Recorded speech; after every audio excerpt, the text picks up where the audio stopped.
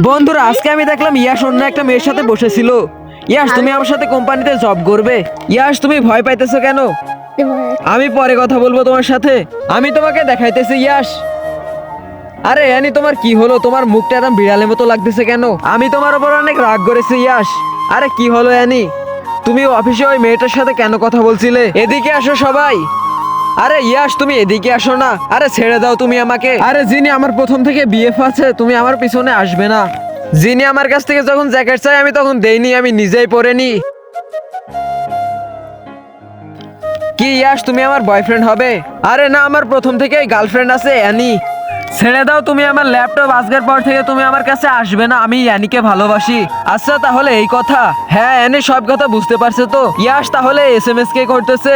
Annie আমি তোমার সাথে প্র্যাঙ্ক করতেছি। অ্যানি এটা রিয়েল না, এই যে দেখো ফেক। আরে কি সত্যি? বন্ধুরা এই ভিডিও নেক্সট পার্ট দেখার জন্য সাবস্ক্রাইব করো।